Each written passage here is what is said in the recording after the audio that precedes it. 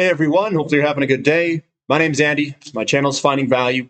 Today we're going to go over market conditions and ratios. I do this on a once a week, weekly update to get you guys up to date on what ratios are doing and what some of the overall commodities and market is doing. So let's dive in here. I'll give you my financial opinion. I've got the dollar up here. The dollar, usually when we enter these scenarios where the stock market sells off and commodities go up under an inflationary environment, usually the dollar index goes lower. We've been moving higher recently. We've been going sideways, and we are on a kind of a big picture view here.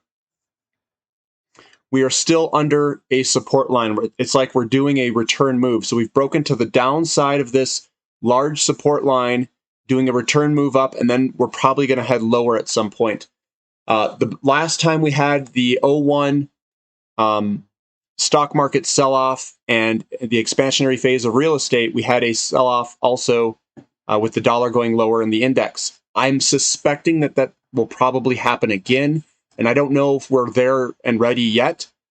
We might go up a little bit higher. We'll see. I don't know how important this necessarily is either, because the index is a relative valuation against other currencies. And if all currencies are dropping at a relatively quick pace, I would suspect that the boom in commodities will be that much stronger. Looking at the 10-year yield, we are heading higher. If we take a very long big picture view zoomed out, we are breaking to the upside of this long-term downtrend line. We did that in 2018, and something happened in 18. It was like something broke in the system, and they did QE, they brought this stuff back down. So I would suspect that if we get above 3% on the interest rate of the 10-year, that perhaps something will happen. Maybe they're going to have to try to hold it below 3%.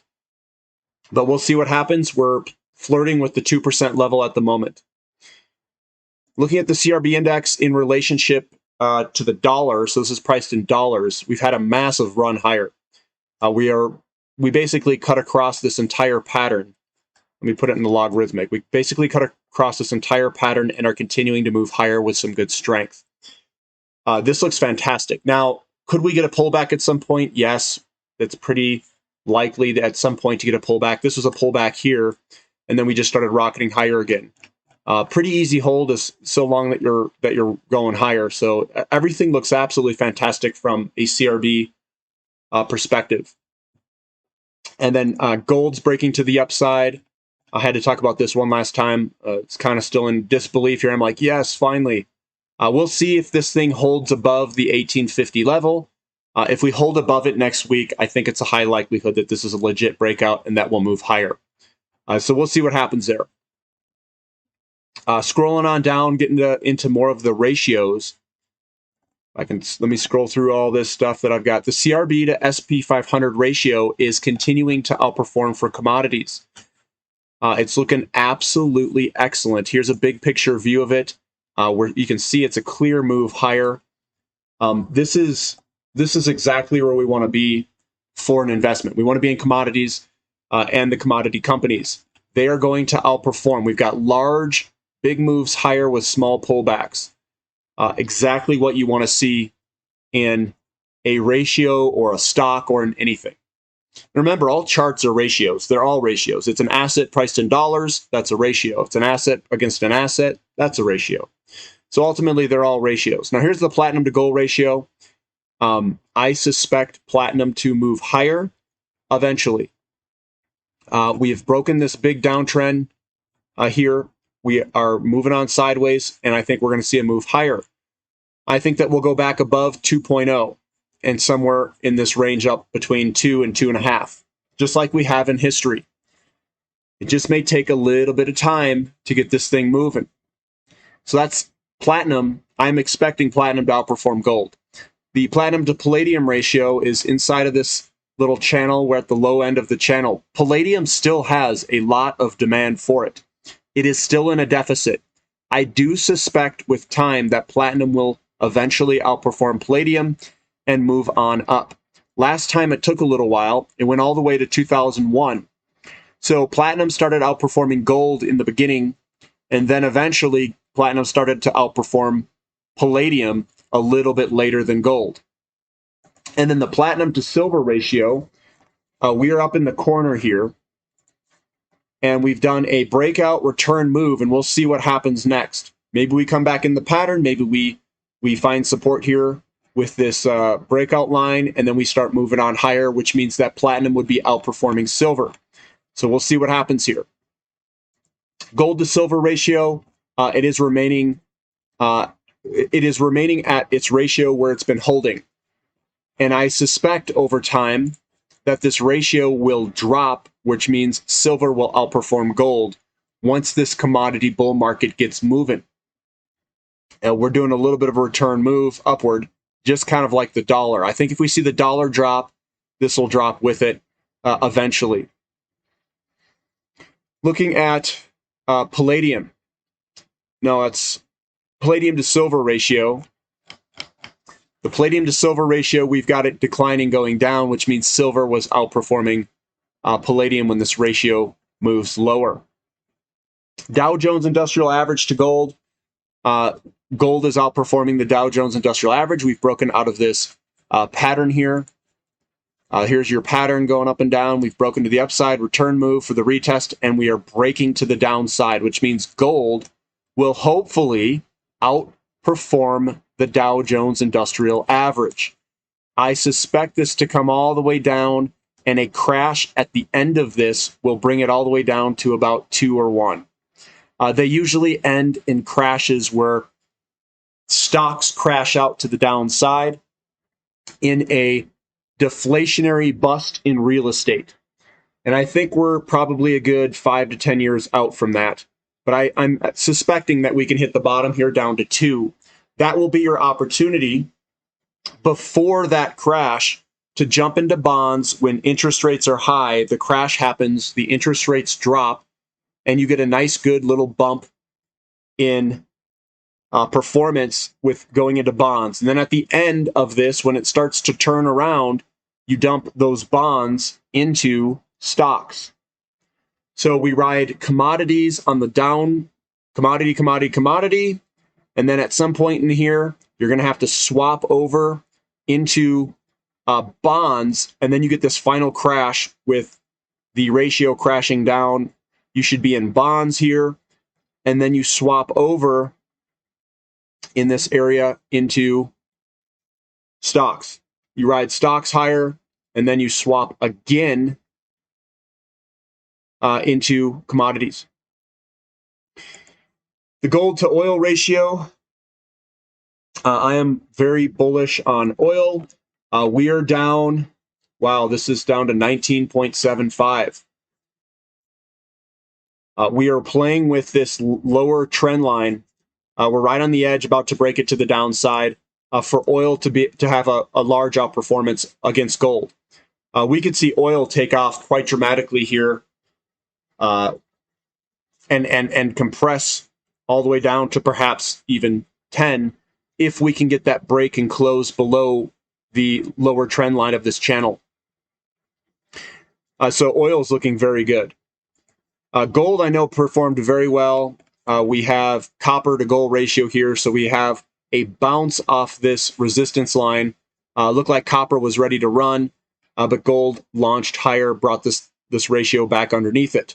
I do think that copper is going to outperform gold eventually here, and we're going to get an outperformance of copper for a short period of time, and then gold will take off. That's kind of my guess. That happened last bull market. If we zoom out, where in the middle of the market, copper outperformed, and then gold did very well towards the end of the commodity market. And that's your middle here from 2003 all the way till 2006, which is smack dab in the middle of this commodity bull market. I think that's going to happen smack dab in the middle of this commodity bull market, where copper will outperform gold, and then gold will take on towards the end of the bull market. Same with silver. Silver will do very well at the end of the commodity bull market. Platinum should do well in the beginning. That's just based off of history. Looking at lumber, So we'll look at lumber here, go to the dailies. It looks like we're having a reversal pattern where we could head lower with lumber. It is cycling back and forth over here on the right-hand side. It's probably close to what I would consider to be an area that it's probably going to stay and stick with for a little bit. So it's going to bounce around between, let's say, 800 and 1300 for a while. That's kind of my guess. We'll see if that happens.